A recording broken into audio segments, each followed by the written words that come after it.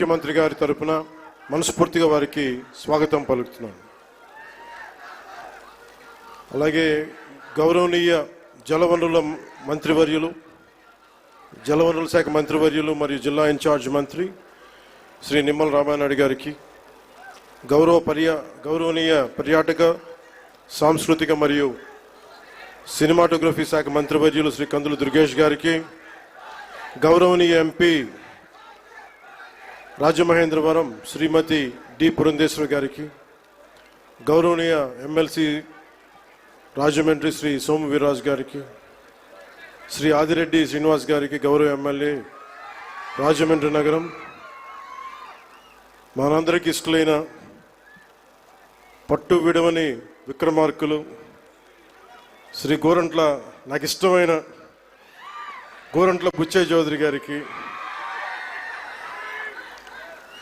మనం తగ్గాలి తప్ప ఆయన తగ్గడం,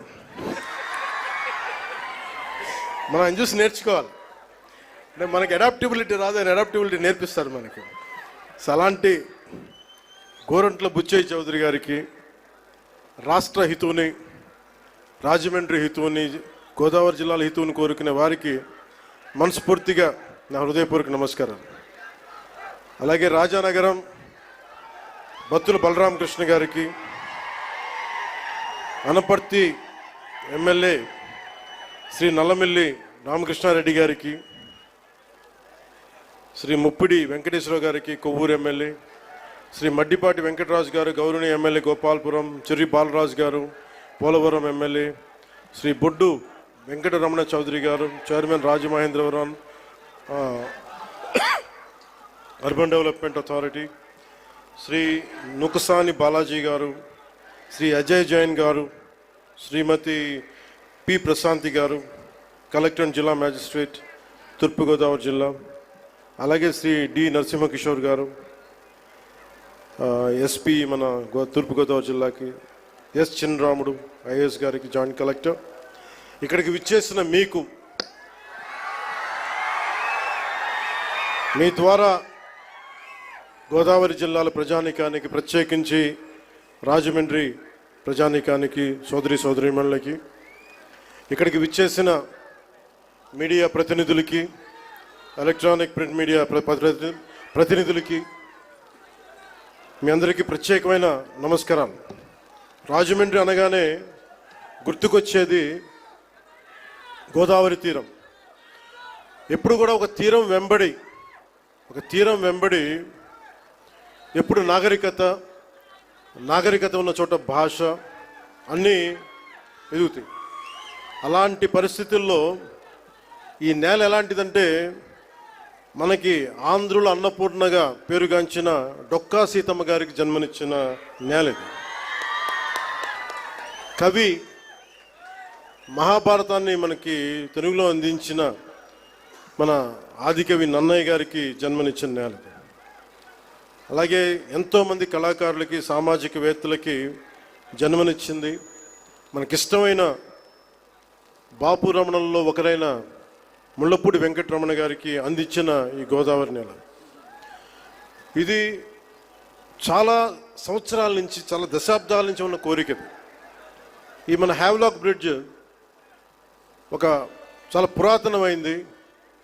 దీనిని వాడకుండా వదిలేసాం, దీన్ని ఎలా చేయాలి అనేది చాలామంది ప్రజల ఆకాంక్ష, గోదావరి జిల్లా ప్రజల ఆకాంక్ష.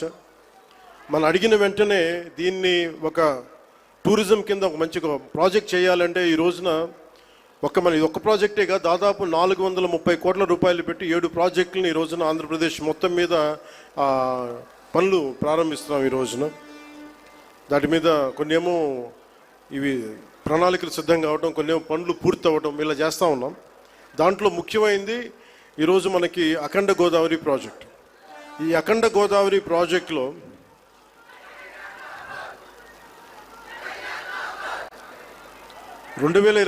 ఎన్నికల సమయంలో ఎన్డీఏ కూటమి నిర్ణయించుకుంది ఈ రాష్ట్రాన్ని అన్ని రంగాల్లో సమగ్ర అభివృద్ధి సాధించేలా పనిచేయాలని. దాంట్లో భాగంగానే గౌరవ ముఖ్యమంత్రి శ్రీ నారా చంద్రబాబు నాయుడు గారు ఆ రోజు మేమందరం కూటమి భాగస్వాములు అందరూ అనుకొని ప్రతిదీ కూడా ముఖ్యంగా పర్యాటక రంగంలో ఎక్కువగా యువతకి ఎక్కువ ఉపాధి అవకాశాలు ఉంటాయి. అంటే మీరు ఊహించుకోండి, దీనికే ఈ చేస్తున్న ఈరోజు ప్రాజెక్ట్కి ముందుగా స్టార్ట్ అయితే దాదాపు ఒక 800 మందికి ఎంప్లాయ్మెంట్ దొరుకుతుంది దీనివల్ల.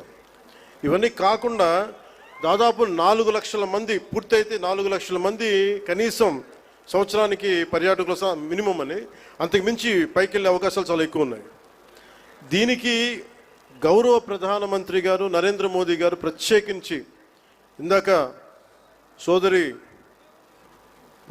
భారతీయ జనతా పార్టీ అధ్యక్షులు శ్రీమతి పురంధేశ్వరి గారు చెప్పినట్టుగా, మీరు డబుల్ ఇంజిన్ సర్కార్ అంటే అది పదంలాగా ఉండిపోద్ది.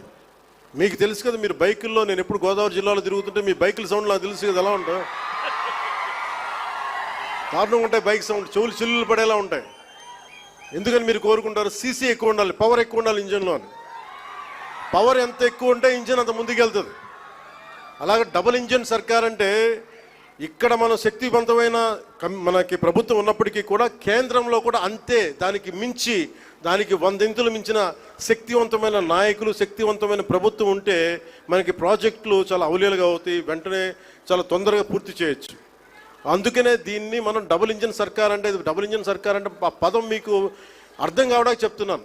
మీ బైకులు గుర్తుపెట్టుకోండి, వేగంతో ఎంత ముందుకెళ్తాం, కాకపోతే ఆ వేగం మనకి గమ్యానికి చేర్చేలా ఉండాలి.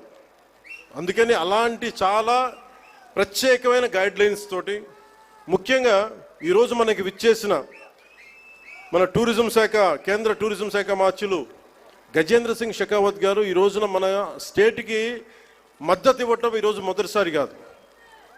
ఈ రోజున మనకి విశాఖ స్టీల్ ప్లాంట్ కూడా మనకి ఈ రోజున దాన్ని ప్రైవేటీకరణ కాకుండా కాపాడగలిగామంటే దానికి ముందస్తుగా దానికి మనకి బీజాలు చేసింది గజేంద్ర సింగ్ షెకావత్ గారు జలశక్తి మినిస్టర్గా ఉన్నప్పుడు.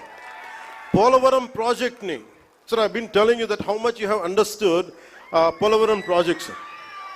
అంటే పోలవరం ప్రాజెక్ట్ ఆయన మనకున్న, అంటే నిజంగా చెప్పాలంటే నాకు కూడా అంత డీటెయిల్డ్గా నేను అర్థం చేసుకోలేనేమో, కానీ ఆయన being a public servant, former public servant, ఆయన అర్థం చేసుకొని పోలవరం ప్రాజెక్ట్ని వెంటనే దాన్ని వర్క్ చేసి పెడితే, దానికి కావాల్సిన వర్క్ చేసి పెడితే ఈ రోజున ప్రైవేటీకరణ ఆకుండా ఉందంటే దానికి ఆయన వేసిన నాంది అంత బలమైంది. ఎప్పుడు Gajendra Singh Shekhawat ji always wants our Andhra Pradesh to be very progressive, to have a greater development, and he would like all the support which is needed, and he would extend that. This is not the first time, this is not going to be the last time.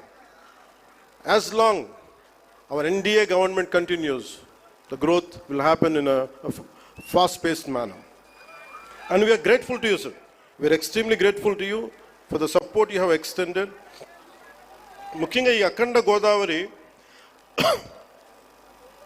ఈ Havelock బ్రిడ్జ్లో కానీ ఇదే river front అని చెప్తా ఉన్నాం మనం. ప్రత్యేకించి మనకి 974 కిలోమీటర్ల కోస్తా తీరం, కృష్ణా నదీ తీరం, గోదావరి, ఇంకా మన మన ఆంధ్రాకి వెళ్తే అనేక చిన్న చిన్న నదులు, నాగావళి, వంశధార, ఇట్లాంటి అన్నింటిలో కూడా ఎప్పుడు నదీ పరివాహక ప్రాంతాల్లో ఎక్కువ మనకి రివర్ ఫ్రంట్ ఉంటుంది. అంటే మనం ఒడ్డును కూర్చొని చూడగలిగే పారుతుంటే దాన్ని మిగతా దేశాలు విపరీతమైన టూరిజం డెవలప్ చేస్తారు. మనకి నదులు అనేవి మనం ఎలా చూస్తామంటే విదేశాల్లో కేవలం అక్కడ కూర్చోబెట్టి రెస్టారెంట్స్ లేదంటే ఇవి పెడతారు. మన నది మన జీవనంలో భాగం, మన నది మన సంస్కృతిలో భాగం మనకి. అలాంటి భాషా సంస్కృతులు పరివిడిల్లే తీరవాహక ప్రాంతాలు మనవి. అందుకని వీటిని ముఖ్యంగా మనం కూర్చున్న పుష్కర్ ఘాట్లు డెవలప్ చేయడంతో పాటు ముఖ్యంగా మన కళలు, వీటి మొత్తం చూస్తే దాదాపు అక్కడ మనకున్న షాప్స్ పెట్టడం కానీ, మన సంస్కృతికి సంబంధించిన షాప్స్ కానీ ఇవన్నీ పెట్టడానికి చాలా బలమైన ప్రణాళిక చేశారు. ఇది మీకు ఇన్ డీటెయిల్ మీకు తెలుస్తూ ఉంటుంది. అలాగే ఇది ఒక్కటే కాకుండా మనకి అన్నవరం కానీ, గండికోట కానీ, అలాగే మళ్ళీ కూర్చోబెట్టి మనకి ఈ శ్రీశైలం, కందులు దుర్గేష్ గారి నాయకత్వంలో ఆయన విదేశాలకు కూడా వెళ్ళారు. ఇక్కడి నుంచి వియత్నాం వెళ్ళి ప్రత్యేకించి బుద్ధులకి మన బుద్ధ భగవానికి సంబంధించిన అవశేషాలని ఆయనకి అందజేయడం జరిగింది.